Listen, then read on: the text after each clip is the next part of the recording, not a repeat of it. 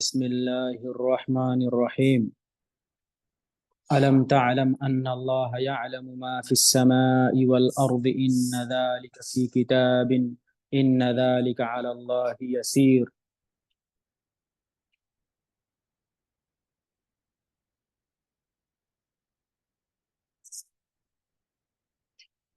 گزشتہ درس میں ہم لوگوں نے ایمان باللہ، ایمان بالملائکہ، ایمان بالکتب، ایمان بالرسل اور ایمان بالبعث بعد الموت پڑھ لیے تھے، اور ایک چیز باقی رہ گئی تھی، وہ ہے الایمان بالقدر خیرہ و شرہ۔ جو 6 چیزیں عقیدہ اہل سنت والجماعت ہے، ان 6 چیزوں میں سے 5 چیزیں ہو گئی تھی، اور ایک چیز رہ گئی تھی۔ پہلی چیز جو ہم لوگ پڑھے تھے وہ ہے ایمان باللہ۔ دوسری چیز جو ہم پڑھے تھے وہ ہے ایمان بالملائکہ۔ تیسری چیز جو ہم پڑھے تھے وہ ہے ایمان بالکتب۔ چوتھی چیز جو ہم پڑھے تھے وہ ہے ایمان بالرسل۔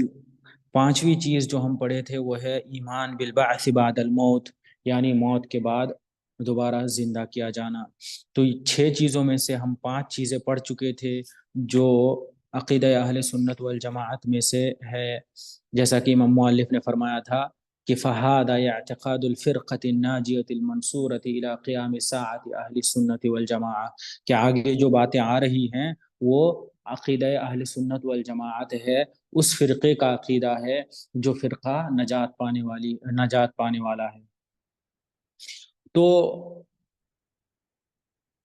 ہم ان 6 چیزوں میں سے 5 چیزیں پڑھ چکے تھے، ایک چیز باقی رہ گئی تھی، تو وہ ہے الایمان بالقدر خیرہ و شرہ، یعنی تقدیر کی بھلائی اور برائی پر ایمان لانا۔ تقدیر کی بھلائی و برائی پر ایمان لانے کا مطلب یہ ہے کہ ہم ایمان رکھیں کہ اللہ رب العالمین مخلوقات کو پیدا کرنے سے پہلے ہر شے کی تقدیر لکھ چکے۔ اللہ رب العالمین مخلوقات کو پیدا کرنے سے پہلے، جنات و انسانات، یہ دنیا، ان سب چیزوں کو پیدا کرنے سے پہلے سب کی تقدیر لکھ چکا ہے۔ اللہ رب العالمین چونکہ تقدیر پہلے ہی لکھ دیا ہے، اس لیے ہمیں تقدیر کی بھلائی و برائی پر ایمان لانا ہے۔ یہ اس بات پر ایمان رکھنا ہے کہ اللہ رب العالمین نے ہماری تقدیر لکھ چکا ہے۔ جب اللہ رب العالمین ہماری تقدیر لکھ چکا تو پھر اس پر راضی ہو جانا ہے، اس کے بارے میں سر تسلیم خم کر دینا ہے، اس کے سامنے سر تسلیم خم کر دینا ہے، یعنی ہمیں اسے مان لینا ہے۔ یہ ایمان کا جو ہے 6واں رکن ہے، یعنی عقیدہ اہل سنت کا جو ہے 6واں رکن ہے اور آخری رکن ہے۔ تو تقدیر، اللہ رب العالمین تمام مخلوقات کو پیدا کرنے سے پہلے، زمین و آسمان کو پیدا کرنے سے 50,000 سال پہلے تمام چیزوں کی تقدیر لکھ چکا۔ ہم کیسے آئیں گے، ہماری یہ پوری دنیا کی حیت و کیفیت کیا ہوگی، ہم کیا کھائیں گے، کیا کریں گے، ہر شے کی تقدیر اللہ رب العالمین یہ زمین و آسمان پیدا کرنے سے 50,000 سال پہلے، ب50,000 سنہ، کہ 50,000 سال پہلے اللہ رب العالمین نے ہر شے کی تقدیر لکھ دیا ہے۔ اللہ رب العالمین ارشاد فرماتا ہے الم تعلم ان اللہ یعلم ما فی السماوات والارض، الم تعلم، کیا تم نہیں جانتے، ان اللہ یعلم، کہ اللہ رب العالمین جانتا ہے، ما فی السماوات والارض، جو کچھ بھی زمین و آسمان میں ہے، ان ذالک فی کتاب، اور بے شک یہ ایک کتاب میں ہے، یعنی لوح محفوظ میں ہے۔ ان ذالک علی اللہ یسیر، بے شک اللہ رب العالمین کے لیے یہ سب جاننا ایک آسان چیز ہے۔ اللہ رب العالمین ہر شے کو پیدا کرنے سے پہلے اس کی تقدیر لکھ دیا ہے۔ تو جب ہم یہ مان لیے کہ اللہ رب العالمین نے لکھ دیا ہے کہ ہم کیا کھائیں گے، کیا پائیں گے، کیا نہیں پائیں گے، ہم جو سوچ رہے ہیں، ہم جو کرنے کی کوشش کر رہے ہیں، وہ کس قدر کامیاب ہوگی یا کس قدر ناکامی سے دوچار ہوگی وہ تمام چیزیں، یہ سب کچھ اللہ رب العالمین لکھ دیا ہے۔ اس لیے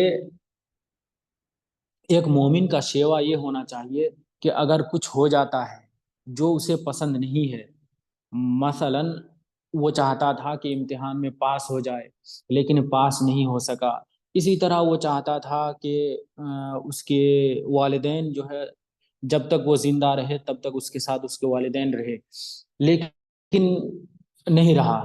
تو یہ ایک مومن کا شیوا ہونا چاہیے کہ جب ایسا ہو جائے تو وہ واویلا نہ کرے، اس میں بہت زیادہ رونا دھونا اور گریا وزاری نہ کرے کہ ایسا ایسا کیسے ہو گیا، ایسا ویسا کیسے ہو گیا، بلکہ ایک مومن کا شان یہ ہونا چاہیے کہ وہ اس کے سامنے سر تسلیم خم کر دیتا ہے اور کہتا ہے قدر اللہ قدر اللہ ما شاء قدر اللہ ما شاء فعل، کہ اللہ رب العالمین قدر اللہ ما شاء فعل، کہ اللہ رب العالمین کی تقدیر تھی، اللہ رب العالمین لکھ دیا ہے، اللہ رب العالمین نے جو چاہا وہ کیا، اب ہمیں اس کے سامنے صرف اور صرف سر تسلیم خم کرنا ہے۔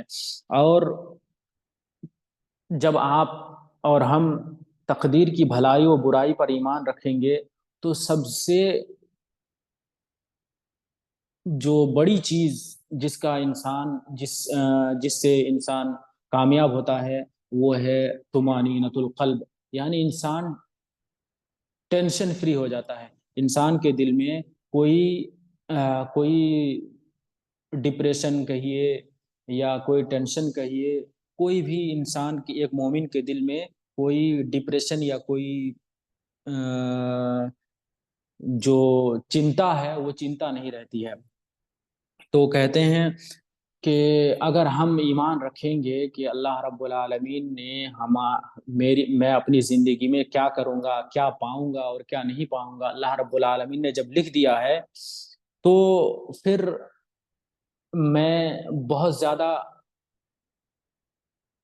اپنی کسی چیز کو پانے کے لیے یا کسی چیز سے بچنے کے لیے بہت زیادہ اندھا نہیں ہو جاؤں گا، بلکہ میرا کام صرف کوشش کرنا رہے گا، میں ہمیشہ کوشش کروں گا کہ مجھے دنیا و آخرت کی بھلائی نصیب ہو، لیکن اس کوشش کے باوجود ایسی بہت ساری چیزیں آئی ہیں یا آئیں گی جو میں نہیں چاہتا تھا، تو ایسے میں ہمیں ایک مومن کا شان یہ ہوگا کہ وہ مومن سر تسلیم خم کرے گا، اس چیز کو دل سے مان لے گا کہ اللہ رب العالمین نے تقدیر میں یہی لکھا تھا، اس لیے یہ ہونا ضروری تھا۔ اور جب ہم یہ مان لیں گے تو پھر ایک مومن کبھی بھی ڈپریشن کا شکار نہیں ہوگا، چاہے وہ کسی چیز کی پانے کی وجہ سے ہو یا کسی چیز کے چھوٹ جانے کی وجہ سے ہو، جیسے کسی چیز کے پانے کی امید میں انسان جو ہے ڈپریشن میں چلا جاتا ہے یا اس کو جو ہے ٹینشن رہتا ہے، یا کسی چیز کے چھوٹ جانے کی وجہ سے انسان کو کیا کہتے ہیں ذہنی تناؤ رہتا ہے، تو ایک مومن جب اس پر کامل ایمان رکھے گا، جتنا کامل ایمان رکھے گا وہ اس قدر اس طرح کی ٹینشن اور اس طرح کی چیزوں سے وہ نجات پائے گا۔ جب ہم نے ایمان رکھ لیا کہ اللہ رب میں کس طرح مجھے کس طرح پیسہ ملے گا، میں کتنا امیر بنوں گا، یہ اللہ رب العالمین میرے پیدا ہونے سے پہلے ہی لکھ دیا ہے، تو جب اللہ رب العالمین میرے پیدا ہونے سے پہلے ہی لکھ دیا ہے تو اب میرا کام صرف کوشش کرنا ہے۔ اب کوئی کہتا ہے جو خاص کر جو الہاد وغیرہ کے نظریات سے متاثر ہوتے ہیں، وہ کہتے ہیں کہ جب اللہ رب العالمین نے لکھ دیا ہے کہ یہ ہوگا یا کچھ ہوگا تو پھر ہمیں کوشش نہیں کرنی چاہیے۔ جب اللہ رب العالمین نے لکھ دیا ہے کہ ہمیں جنت جانا ہے یا جہنم جانا ہے، جب اللہ رب العالمین نے لکھ دیا ہے کہ ہمیں نیک بننا ہے یا گنہگار بننا ہے، تو پھر ہم نماز کیوں پڑھیں؟ تو پھر ہم نماز پڑھنے کے لیے کوششیں کیوں کریں؟ ہم جنت جانے کے لیے کوششیں کیوں کریں؟ تو اس کا یہ جواب ہوگا کہ ہمیں نہیں معلوم کہ اللہ رب العالمین نے کیا لکھا ہے۔ اللہ رب العالمین نے لکھا ہے لیکن ہمیں نہیں معلوم کہ کیا لکھا ہے، اس لیے ہمارا کام صرف کوشش کرنا ہے، ہم ہر اچھائی کے لیے کوشش کریں گے اور ہر برائی سے بچنے کی کوشش کریں گے، یہ ہمارا کام ہے۔ اب جو ہوگا وہ اللہ رب العالمین کے ہاتھ میں ہے۔ یہی تقدیر پر ایمان اور تقدیر کی بھلائی و برائی پر ایمان کا مطلب ہے، کہ انسان اچھائی کے لیے کوشش کرے، اور جو ہوگا نتیجہ کیا نکلے گا اس کی ٹینشن نہ کرے، بلکہ صرف اچھائی کی کوشش کرے۔ یہ ہے ایمان بالقدر خیرہ و شرہ کا مطلب۔ اب آگے مؤلف فرما رہے ہیں، تو یہ 6 چیزیں عقیدہ اہل سنت والجماعت کی 6 چیزیں موٹے موٹے طور پر ختم ہو گئی۔ اب مؤلف آگے فرما رہے ہیں قولہ ومن الایمان باللہ۔ اب آگے جو باتیں آئیں گی وہ قدر باریک ہوں گی، اس لیے آپ دھیان سے تھوڑا سنیں گے۔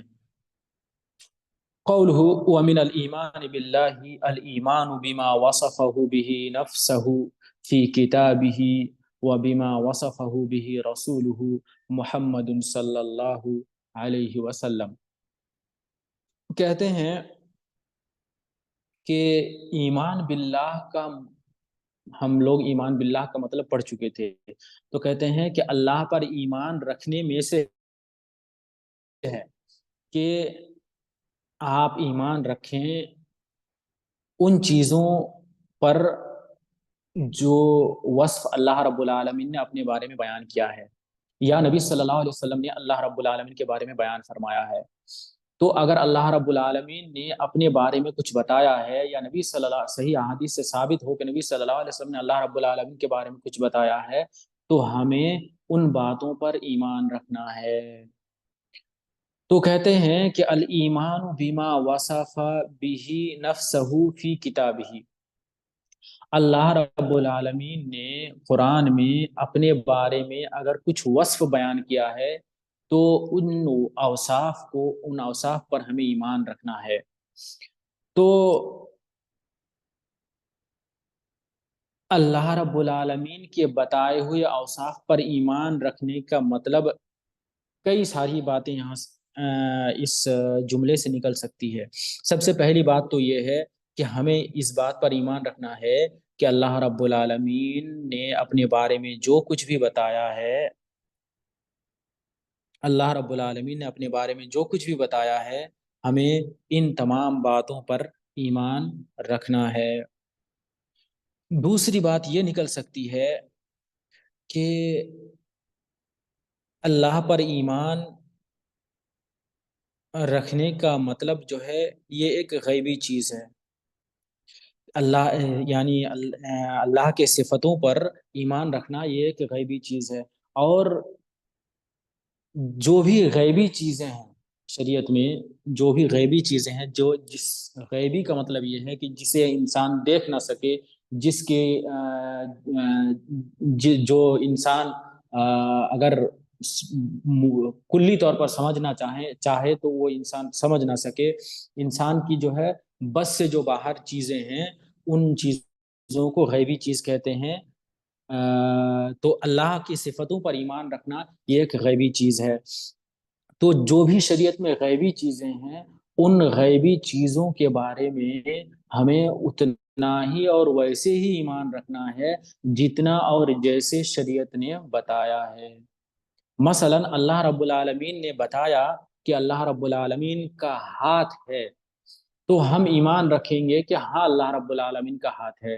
اب ہاتھ ہونے کا کیا مطلب ہے، کوئی مطلب ہے یا نہیں ہے، ہم ان باتوں کی طرف نہیں جائیں گے نہ، جیسا کہ میں نے شروع کے درسوں میں بتایا تھا کہ ہم آگے بھی نہیں بڑھیں گے اور پیچھے بھی نہیں ہٹیں گے۔ شریعت نے غیبی چیزوں کے متعلق جو اور جتنا بتایا ہے، ہم وہ اور اتنا ہی ایمان رکھیں گے، کیونکہ یہ غیبی چیز ہے۔ ہمیں نہیں معلوم کہ اللہ رب العالمین نے بتایا کہ فرشتے ہیں، ہم نے کبھی فرشتہ دیکھا نہیں ہے، تو ہمارا یہ عقیدہ ہے کہ اللہ رب العالمین نے جب کہہ دیا کہ فرشتے ہیں، اس فرشتے کا یہ کام ہے، بعض فرشتوں کا وہ کام ہے، تو ہم یہ ایمان رکھیں گے کہ ہاں فرشتے ہیں، بعض کا کام یہ ہے، بعض فرشتوں کا کام یہ ہے، بعض فرشتوں کا کام یہ ہے۔ تو یہ ہے غیبی چیزوں پر ایمان کا مطلب۔ تو پہلی بات یہ ہے کہ ہمیں اللہ کے اوصاف پر ایمان رکھنا ہے۔ دوسری بات یہ ہے کہ چونکہ اللہ کے اوصاف، اوصاف کا مطلب ہوتا ہے اللہ اپنے بارے میں، اپنی ذات کے بارے میں کچھ بتائے کہ اللہ رب العالمین کا ہاتھ ہے، اللہ رب العالمین بندوں کے اعمال سے خوش ہوتا ہے، اللہ رب العالمین تو خوش ہونا جو ہے ایک صفت ہے، ایک جو ہے ایڈجیکٹو ہے. تو اسی طرح اللہ رب العالمین بندوں کے اعمال سے ناخوش ہوتا ہے. اللہ رب العالمین جب 2/3 رات ختم ہوتی ہے تو اللہ رب العالمین پہلے آسمان پر اول آسمان پر آ کے بندوں کو پکارتا ہے کہ کوئی بخشش کرنے والا ہے یا کوئی استغفار کرنے والا ہے جو مجھ سے استغفار کرے. تو یہ سب چیزیں غیبی ہیں جس کو ہم اپنی عقل سے اگر سمجھنے کی کوشش کریں کہ اللہ رب العالمین کس طرح اترتا ہے، کیسے اترتا ہے، اللہ رب العالمین کیوں اترتا ہے، جبکہ اللہ رب العالمین آسمان ہی سے جہاں ہے عرش عظیم پر وہیں سے یہ سب کام کر سکتا تھا. تو یہ چونکہ یہ سب غیبی چیزیں ہیں، ان پر جو ہے ان کو سمجھنے کی استطاعت ہم انسانوں میں نہیں ہے. اسی لیے غیبی چیزوں کے متعلق ہم ویسے ہی اور اتنا ہی ایمان رکھیں گے جیسے اور جتنا شریعت میں ہے. یہ امام احمد بن حنبل رحمہ اللہ فرماتے ہیں کہ لا یوصف اللہ الا بما وصف به نفسه او وصفه به رسوله لا يتجاوز القرآن والحدیث. امام احمد کہتے ہیں کہ اللہ رب العالمین کے بارے میں وہ ساری باتیں نہیں کہی جائے گی جو ساری باتیں اللہ رب العالمین نے اپنے بارے میں نہیں کہی یا اس کے رسول نے نہیں کہی. اللہ رب العالمین کے بارے میں وہی باتیں کہی جائے گی جو اللہ رب العالمین نے اپنے بارے میں بتایا ہے یا اس کے رسول نے بتایا ہے. قرآن اور حدیث سے تجاوز نہیں کیا جائے گا، آگے نہیں بڑھا جائے گا، اس کی تمثیل اور تشبیہ نہیں دی جائے گی، اس کی تشریح اور توضیح نہیں کی جائے گی. ایک تیسری بات ایک یہ سمجھ میں آ رہی ہے کہ اننا لا نصف اللہ بما لم یصف به نفسه. ہم اللہ رب العالمین کے بارے میں وہ باتیں نہیں بتائیں گے جو باتیں اللہ رب العالمین نے اپنے بارے میں نہیں بتائی ہے. اب جب ہم نے اللہ رب العالمین کو دیکھا ہی نہیں، جب ہم نے اللہ رب العالمین کو دیکھا ہی نہیں تو ہم اللہ رب العالمین کے بارے میں کیسے بتا سکتے ہیں؟ اللہ رب العالمین تو غیبیات میں سے، اللہ رب العالمین کا وجود غیبیات میں سے. تو جب ہم نے اللہ رب العالمین کو دیکھا ہی نہیں تو اللہ رب العالمین کے بارے میں بتائیں گے کیسے؟ اسی لیے اب بتانے کا ذریعہ صرف اور صرف اللہ رب العالمین کا یعنی قرآن ہے اور حدیث ہے. خود اللہ رب العالمین بتائے یا اللہ رب العالمین کو سب سے زیادہ جاننے والا نبی صلی اللہ علیہ وسلم بتائیں. تو یہی دو ذریعہ ہے جس کے ذریعے سے ہم اللہ رب العالمین کے بارے میں جان سکتے ہیں. تو جب قرآن اور حدیث میں کوئی چیز نہ ہو اللہ رب العالمین کی ذات کے بارے میں تو وہ ساری باتیں ہم نہیں کہیں گے، جیسا کہ گمراہ فرقے کے لوگ کہتے ہیں. جو معتزلہ اور معتزلہ کے افکار سے متاثر جماعتیں ہیں، وہ لوگ کہتے ہیں کہ اللہ رب العالمین دائیں نہیں ہے، اللہ رب العالمین بائیں نہیں ہے، اللہ رب العالمین اوپر نہیں ہے، اللہ رب العالمین نیچے نہیں ہے، اللہ رب العالمین دیکھنے کی چیز نہیں ہے، اللہ رب العالمین سونگھنے کی چیز نہیں ہے، اللہ رب العالمین چکھنے کی چیز نہیں ہے. اس طرح کی جو ہے اول فول باتیں اور جن باتوں کو سننے سے انسان اگر کوئی انسان سیریسلی اس طرح کی باتیں کہے تو ایک عقل مند انسان اسے پاگل کہے گا. کہ اللہ رب العالمین کے بارے میں کوئی کہے کہ اللہ رب العالمین چکھنے کی چیز نہیں ہے تو پاگل ہی ہے وہ پھر. تو کہنے کا یہ مطلب ہے کہ ہم قرآن اور حدیث میں اللہ رب العالمین کے بارے میں جو اور جتنا بتایا گیا ہے وہ اور اتنا اور ویسے ہی ہم ایمان رکھیں گے، اس سے آگے بھی نہیں بڑھیں گے اور اس سے پیچھے بھی نہیں ہٹیں گے. آگے بڑھنے کا مطلب یہ ہے کہ ہم آگے جا کر زیادہ تشریح کرنے لگ جائیں، اس کا مطلب اور اس کے لوازمات کو کریدنے لگ جائیں. ہم آگے نہیں بڑھیں گے اور پیچھے بھی نہیں ہٹیں گے کہ اس کا نتیجہ یہ نکلتا ہے اس لیے ہم اس کا مطلب یہ نہیں بلکہ یہ ہے، اس طرح کی باتیں نہیں کہیں گے. جیسا کہ میں نے شروع کے درسوں میں بتایا تھا کہ اللہ رب العالمین کہتا ہے کہ اللہ لیس کمثلہ شیء وہو السمیع البصیر. تو جس طرح قرآن میں سمیع بصیر کہا گیا اللہ رب العالمین کے بارے میں کہ اللہ رب العالمین سننے والا ہے، اللہ رب العالمین دیکھنے والا ہے، تو عقیدہ اہل سنت والجماعت یہ ہے کہ اللہ رب العالمین نے جب کہہ دیا کہ اللہ رب العالمین سنتا ہے تو ہم مانیں گے کہ اللہ رب العالمین سنتا ہے۔ اللہ رب العالمین نے جب کہہ دیا کہ اللہ رب العالمین آخری رات میں آسمان اول آسمان پر اتر آتا ہے، تو ہم ایمان رکھیں گے کہ ہاں نبی حدیث سے یہ ثابت ہے، اور جب حدیث سے ثابت ہو گیا کہ اللہ رب العالمین آخری رات میں اول آسمان پر اتر آتا ہے، تو ہم یہ ایمان رکھیں گے کہ ہاں اللہ رب العالمین اول آسمان پر اتر آتا ہے۔ اب ہم آگے کیفیت نہیں بیان کریں گے، اس کے لوازمات نہیں بیان کریں گے کہ اللہ رب العالمین آتا ہے تو عرش سمیت آتا ہے یا عرش اپنی جگہ پر رکھ کے آتا ہے۔ اب اگر اللہ رب العالمین اول آسمان پر آ جائے گا تو ساری چیزیں جو ہے، بہت ساری چیزیں عرش کرسی اور اوپر بہت ساری چیزیں جو ہے اللہ رب العالمین کے اوپر ہو جائے گی۔ تو جب بہت ساری چیزیں اللہ رب العالمین کے اوپر ہو جائے گی تو پھر اللہ رب العالمین عالی کیسے ہوا؟ اللہ رب العالمین کے اندر سے علو کا صفت ختم ہو جاتا ہے۔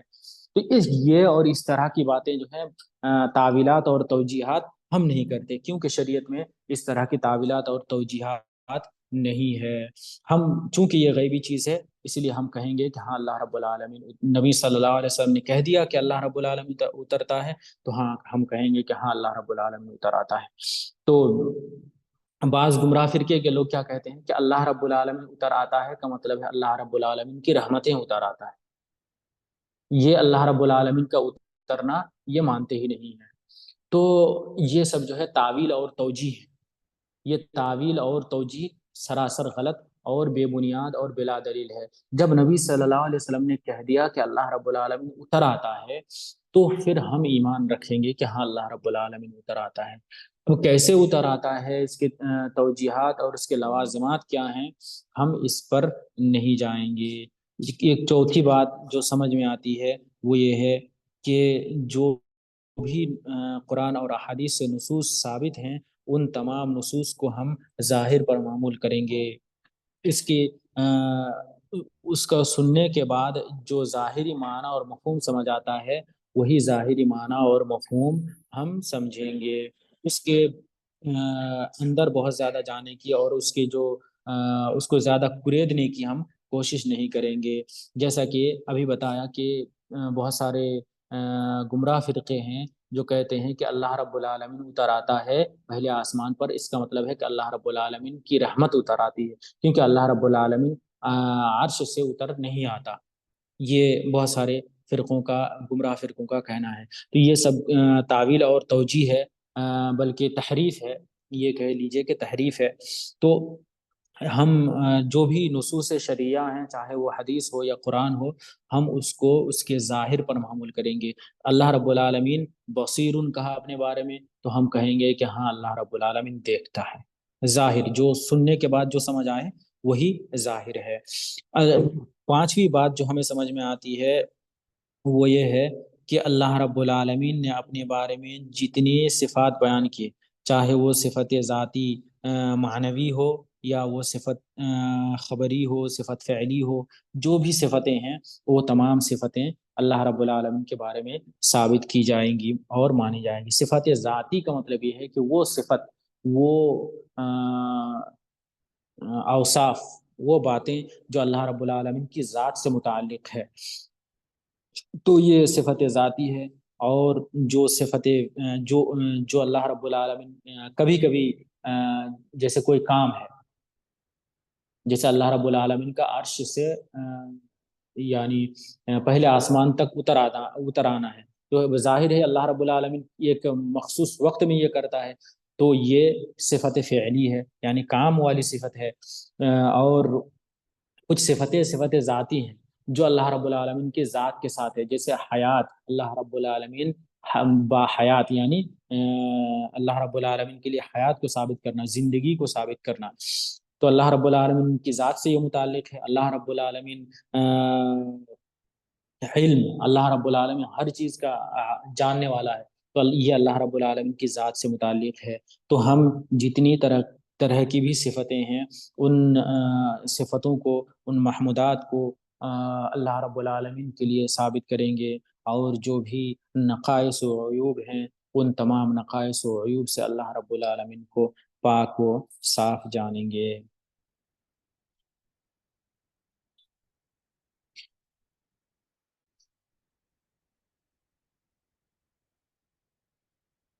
اس کے بعد مؤلف فرماتے ہیں من غیر تحریف ولا تعطیل ومن غیر تکییف ولا تمثیل، یہ چار چیزیں ہیں، تحریف، تعطیل، تکییف اور تمثیل۔ تو یہ چار چیزیں، ہم ان چاروں چیزوں کو ہم اچھی طرح سمجھیں گے، گرچہ یہ سب باتیں پچھلے درسوں میں کئی بار گزر چکی ہے۔ تحریف کا کیا معنی ہے، تعطیل کا کیا معنی ہے، تکییف اور تمثیل کا کیا معنی ہے، وضاحت کے ساتھ یہ سب باتیں گزری ہیں۔ ان تمام باتوں کو ہم یہاں بالکل وضاحت کے ساتھ سمجھیں گے۔ سب سے پہلے سمجھتے ہیں تحریف۔ آپ میسج میں غور کریں، یہ ہے تحریف۔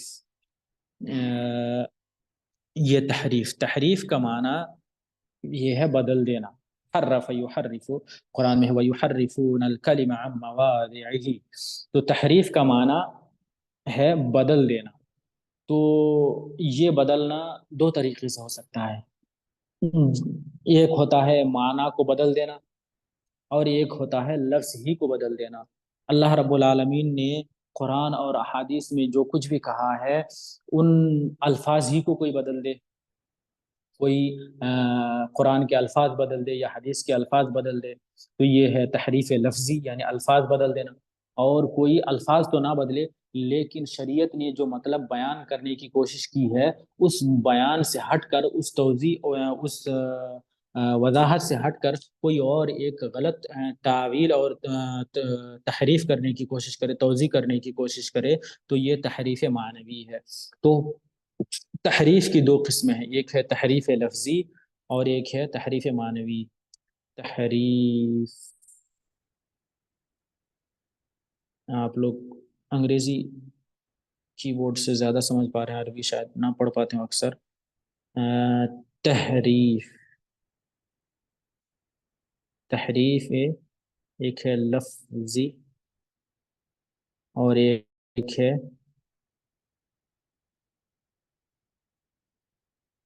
تحریف معنوی۔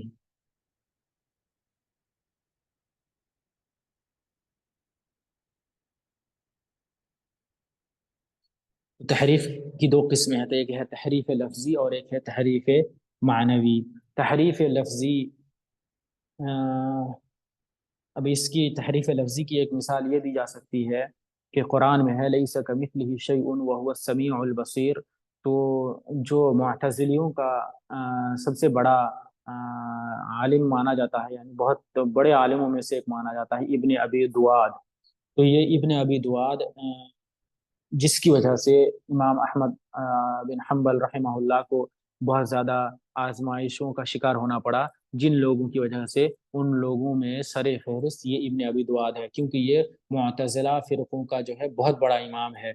تو یہ ابن ابی دواد کہتا ہے کہ قرآن سے اس بات کو ہٹا ہی دینا چاہیے کہ لیس کمثلہ شیء وہو السمیع البصیر کے بجائے کچھ اور کہہ دینا، وہو العزیز الحکیم کہہ دینا چاہیے۔ سمیع البصیر کو ہٹا کے وہو العزیز الحکیم کہنا چاہیے، کیونکہ یہ اس کے جو نظریات ہیں، کیونکہ وہ معتزلی تھا، وہ یہ اور معتزلہ یہ نہیں مانتے ہیں کہ اللہ رب العالمین کے جو اوصاف ہیں ان اوصاف کو ان کے معنی میں ہی نہیں مانتے، ان اوصاف کو ان کے معنی میں نہیں مانتے ہیں۔ تو یہ تحریف لفظی ہے۔ تحریف لفظی کا مطلب ہے آپ الفاظ کو بدل دیں، اور تحریف معنوی کا مطلب ہے کہ آپ الفاظ تو نہ بدلیں لیکن جو مطلب ہونا چاہیے اس مطلب سے ہٹ کر آپ کوئی اور مطلب بیان کریں، تو یہ تحریف معنوی ہے۔ جیسا کہ اللہ رب العالمین یہود کے بارے میں کہتا ہے وَيُحَرِّفُونَ الْكَلِمَ عَن مَّوَاضِعِهِ، کہ یہود کیا کرتے تھے، قرآن یعنی اپنی کتاب، اپنی آسمانی کتاب کے معانی اور مفاہیم کو اپنے حساب سے بیان کرتے تھے، جو ان کے ایجنڈے کو سوٹ کرتا ہے وہ کیا کرتے ہیں، اس حساب سے معنی کو بیان کرتے ہیں۔ جیسا کہ آپ دیکھیں گے کہ بہت سارے علماء پائے جاتے ہیں کہ وہ جو احادیث یا جو نصوص ان کے ایجنڈے کو سوٹ کرتا ہے وہ انہی احادیث اور انہی نصوص کو بیان کرتے ہیں، اور جو ان کے ایجنڈے کو سوٹ نہیں کرتا وہ ان تمام چیزوں سے ہمیشہ کنارہ رہنے کی کوشش کرتے ہیں۔ تو یہ تحریف معنوی ہے کہ انسان کیا کرے، قرآنی اور احادیث کے نصوص کو اپنے حساب سے معنی دینے کی کوشش کرے، جو شریعت کا مقصد اور شریعت کا موٹیو ہے مین، اس موٹیو سے ہٹنے لگے۔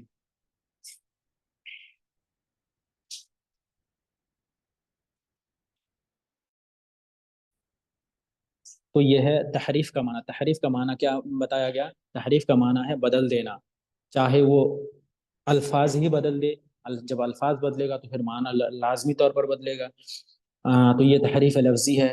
اور دوسرا تحریف کی دوسری قسم ہے تحریف معنوی، لفظ الفاظ کو تو نہ بدلے لیکن تحریف کرے معنی میں، جو شریعت نے معنی بیان کی ہے اس معنی سے ہٹ کر کوئی اور معنی بیان کرنے کی کوشش کرے۔ اس کے لیے بہت ساری مثالیں دی جا سکتی ہے، مثلا کیا کہتے ہیں، قرآن میں ہے کہ وَإِنَّهَا لَكَبِيرَةٌ، اس طرح کر کے ایک سورہ بقرہ کی شروع ہی میں ایک آیت ہے، بالضبط یاد نہیں آ رہی ہے، تو اس آیت کے بارے میں یعنی خوارج وغیرہ کا یہ تعویل کرتے ہیں، یہ تحریف کرتے ہیں کہ یہاں پر کہا گیا ہے، یہاں کبیرۃ سے مراد کبیرہ یہ ہے، کبیرہ گناہ ہے، اس طرح کر کے وہ تعویل کرتے ہیں۔ تو یعنی جو شریعت کا معنی اور مفہوم ہے اس معنی اور مفہوم سے ہٹ کر آپ کوئی اور معنی دینے کی کوشش کریں تو یہ تحریف معنوی ہے۔ کبھی اگر موقع ملا تو تحریف معنوی اور تحریف لفظی کے لیے قرآن اور احادیث سے مثال وغیرہ ڈھونڈ کے اس کی وضاحت کرنے کی کوشش کریں گے انشاءاللہ۔ تو اس کے بعد کہتے ہیں، مؤلف نے کہا تھا کہ من غیر تحریف ولا تعطیل۔ تعطیل، تعطیل کا معنی جو اردو میں ہوتا ہے وہ ہے چھٹی۔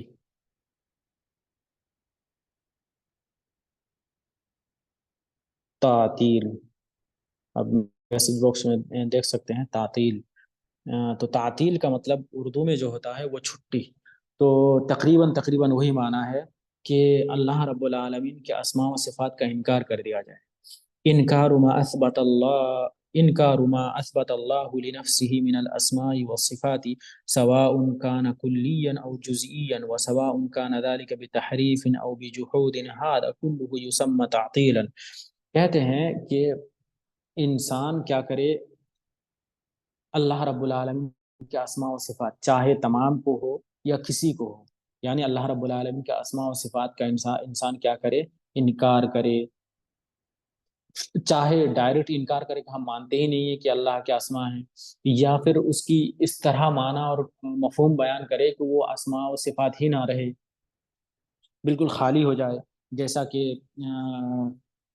معتزلہ وغیرہ کہتے ہیں کہ اللہ سمیع بلا سمع، اللہ رب العالمین سمیع ہے لیکن سنتا نہیں ہے، اللہ رب العالمین بصیر ہے لیکن دیکھتا نہیں ہے۔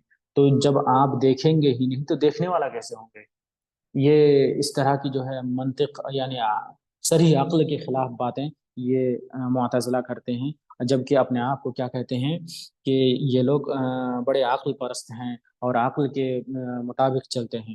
تو اس طرح کی باتیں کہتے ہیں کہ اللہ رب العالمین جب دیکھتا ہی نہیں ہے تو یعنی بصیر کیسے بنے گا؟ آپ اگر آپ کے پاس ہمارے پاس اگر آنکھیں ہی نہیں ہوں گی تو ہم دیکھنے والا کیسے بنیں گے؟ ہمارے پاس اگر کان نہیں ہوگا، سننے کی طاقت نہیں ہوگی تو ہم سننے والا کیسے بنیں گے؟ لیکن پھر بھی یہ کہتے ہیں کہ یہ معتزلہ کہتے ہیں کہ اللہ رب العالمین سمیع بلا سمع۔ تو دیکھیے، یہ گرچہ آپ سمیعن کا انکار نہیں کر رہے ہیں لیکن آپ سماع کا انکار کر رہے ہیں، تو گویا کہ یہ آپ تعطیل کر رہے ہیں۔ تعطیل کا مطلب ہے کہ اس کے معنی کو رد کر دینا، اس کے معنی کا انکار کر دینا۔ قرآن اور احادیث میں جو بھی اللہ رب العالمین یا نبی صلی اللہ علیہ وسلم نے اللہ رب العالمین کے بارے میں اوصاف بیان فرمایا ہے، ان اوصاف کو آپ کلی طور پر یعنی تمام اوصاف اور اسما کا انکار کر دیں یا بعض اوصاف و اسما کا انکار کریں تو یہ تعطیل ہے۔ تو اہل سنت والجماعت کا عقیدہ کیا ہے کہ ہم اللہ رب العالمین کے بارے میں جو بھی اسما و صفات ہیں، صفات کا معنی بیان کیا، یاد رکھیں گے کہ صفت کا معنی کیا ہے؟ ایڈجیکٹیو، یعنی کسی کی اوصاف بیان کی جائے، بالکل واضح ہے۔ تو اللہ رب العالمین کے بارے میں جب کوئی شریعت میں کوئی بات ہو، چاہے وہ قرآن آیت کی شکل میں ہو یا صحیح احادیث کی شکل میں، ان تمام کو ہمیں ماننا ہے۔ کیا کیسے ماننا ہے؟ پہلی چیز ہم کیا پڑھے؟ بلا تحریف، ہمیں اس میں کوئی تحریف نہیں کرنی ہے، اس میں کوئی تحریف نہیں کرنی ہے، چاہے لفظی تحریف ہو یا معنوی تحریف۔ اس کے بعد ہمیں کیا نہیں کرنا ہے؟ تعطیل نہیں کرنی ہے، انکار نہیں کرنا ہے کسی کا، ان میں سے کسی کا، چاہے بالکل سرے سے انکار ہو کہ ہم مانتے ہی نہیں ہیں، یا ایسی تعویل اور توضیح کریں جو نہ ماننے کے مترادف ہو۔ اس کے بعد مؤلف کہتے ہیں وَمِنْ غَيْرِ تَكْیِیفٍ، تکییف کا معنی ہوتا ہے کیف یکیف، تکییف کا معنی ہوتا ہے کیفیت بیان کرنا۔ تو جس طرح کہ میں نے پہلے بتایا تھا کہ ہم اللہ رب العالمین کے اسماء و صفات کی کیفیت نہیں بیان کریں گے۔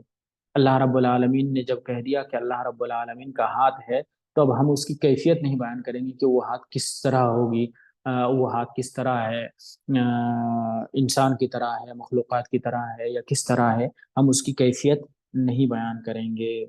تو یہ ہوتا ہے بلا تکییف۔ جب اللہ رب العالمین نے کہہ دیا کہ اللہ رب العالمین سنتا ہے، تو اب ہم اس کی کیفیت نہیں بیان کریں گے کہ اللہ رب العالمین کان سے سنتا ہے یا کان سے نہیں سنتا ہے، اللہ رب العالمین کس طرح سنتا ہے، یہ سب ہم کیفیت نہیں بیان کریں گے۔ اب کیوں نہیں بیان کریں گے؟ کوئی سوال کرے کہ کیوں نہیں بیان کریں گے، تو وجہ یہ ہے کہ ہم نہیں جانتے ہیں۔ ہم نے اللہ رب العالمین کا کان بھی نہیں دیکھا، ہم نے اللہ رب العالمین کا ہاتھ بھی نہیں دیکھا، ہم نے اللہ رب العالمین کی آنکھیں بھی نہیں دیکھی، ہم نے اللہ رب العالمین کے ہاتھ اور پاؤں نہیں دیکھے، لیکن چونکہ حدیث سے ثابت ہے، قرآن میں ثابت ہے کہ اللہ رب العالمین کی آنکھیں ہیں، اللہ رب العالمین کے ہاتھ ہیں، اللہ رب العالمین کے پیر ہیں، تو ہم صرف اتنا مانیں گے کہ ہاں اللہ رب العالمین کے ہاتھ ہیں، اللہ رب العالمین کے پیر ہیں۔ کیونکہ ہم نے دیکھا نہیں ہے کس طرح ہے، اس لیے ہمیں نہیں معلوم، اور اللہ رب العالمین یا اس کے رسول نے بھی نہیں بتایا کہ کس طرح ہے، اس لیے ہمیں نہیں معلوم کہ وہ ہاتھ یا وہ صفتیں کس طرح ہیں۔ اس لیے ہمیں کیا کرنا ہے؟ بلا تکییف، بلا تکییف بیان کرنا ہے، کیفیت نہیں بیان کرنی ہے اس کی کہ وہ کس طرح ہے۔ جس طرح کہ امام احمد بن حنبل رحمہ اللہ کا مشہور قول ہے کہ انہوں نے اپنے درس میں کبھی بتایا الرحمن علی العرش استوى، کہ قرآن میں ہے کہ الرحمن علی العرش استوى، کہ اللہ رب العالمین اپنے عرش پر مستوی ہے، اپنے عرش پر مستوی ہے، اپنے عرش پر ہے۔ تو اب ان کے شاگردوں میں سے، سننے والوں میں سے کسی نے سوال کیا کیف استوى، کہ اللہ رب العالمین کس طرح بیٹھا ہوا ہے اپنے عرش پر؟ تو چونکہ اہل سنت والجماعت کا عقیدہ کیا ہے کہ ہم کیفیت نہیں بیان کریں گے، کیونکہ کیفیت کا ہمیں علم نہیں ہے، جتنا بتایا گیا ہے ہم اتنے ہی پر ایمان رکھیں گے۔ تو امام احمد کے شاگردوں میں سے کسی شاگرد نے کیا سوال کیا کہ کیف استوى، اللہ رب العالمین عرش پر کیسے بیٹھا ہوا ہے؟ تو امام احمد نے بالکل ایک اصولی جواب دیا، ایک اصولی جواب دیا۔ کیا جواب دیا؟ الاستواء غیر مجہول والکیف غیر معقول والایمان به واجب والسؤال عنه بدعۃ۔ یہاں لگتا ہے عبارت میں کوئی گڑبڑی ہے۔ تو الاستواء معلوم والکیف مجہول والسؤال عنه والایمان به واجب والسؤال عنه بدعۃ، یہ چار چیزیں بیان کی۔ تو کہتے ہیں الاستواء معلوم، جب اللہ رب العالمین نے قرآن میں کہہ دیا کہ اللہ رب العالمین مستوی ہے، تو ہم مانیں گے کہ ہاں اللہ رب العالمین عرش پر مستوی ہے، عرش پر ہے۔ اب کہتے ہیں الاستواء معلوم، استواء معلوم ہے، جب کہہ دیا تو اس کا مطلب ہے، اللہ رب العالمین نے کہہ دیا تو اس کا مطلب ہے والکیف مجہول، ہمیں کیفیت کا پتہ نہیں ہے، ہمیں نہیں معلوم کہ اللہ رب العالمین کس طرح بیٹھا ہوا ہے۔ وجہ کیا ہے کہ اللہ رب العالمین نے بتایا ہی نہیں ہے، یا نبی صلی اللہ علیہ وسلم نے بتایا ہی نہیں ہے۔ والکیف مجہول والایمان به واجب، لیکن چونکہ اللہ رب العالمین نے بتایا کہ اللہ رب العالمین عرش پر مستوی ہے، اس لیے ہمیں اس پر ایمان لانا واجب ہے۔ والسؤال عنہ بدعۃ، اور اس کی کیفیت اور اس کے جو ہے توضیح اور تشریح کے بارے میں سوال کرنا ہی بدعت ہے۔ تو یہ اصول آپ اسماء و صفات کے باب میں اس اصول کو یاد رکھیں گے کہ جو بھی اسماء و صفات ثابت ہیں ان پر ایمان رکھنا واجب ہے، ان کے حقیقی معنی میں، ان کے ظاہری معنی میں، اور اس کے بارے میں زیادہ سوال کرنا، اس کے بارے میں زیادہ آگے بڑھنے کی کوشش کرنا یہ بدعت ہے، اور اس پر ایمان رکھنا واجب ہے۔ اس کے بعد آگے مؤلف فرما رہے ہیں ولا تمثیل، ہمارے پاس وقت بہت کم ہے تو ہم جلدی تھوڑا کر رہے ہیں کیونکہ ابھی اذان ہونے والی ہے، تو اور آج ہم مسجد میں ہیں۔ تو مؤلف فرما رہے ہیں کہ ولا تمثیل، پہلی چیز ہم کیا پڑھے کہ بغیر تحریف کے، من غیر تحریف، پہلی چیز ہم کیا پڑھے من غیر تحریف، اس کے بعد ہم نے کیا پڑھے ولا تعطیل، اس کے بعد کیا پڑھے ومن غیر تکییف، اب آخری چیز چوتھی چیز کیا آ رہی ہے ولا تمثیل، ہمیں کسی چیز کی مثال نہیں بیان کرنی ہے۔ لا تضربوا للہ امثال، قرآن میں شاید فلا تجعلوا للہ، ایک آیت بالضبط مجھے یاد نہیں آ رہی ہے، ولا تضربوا للہ امثال، اس طرح شاید ایک آیت ہے۔ تو تمثیل کا مطلب ہوتا ہے مثال بیان کرنا۔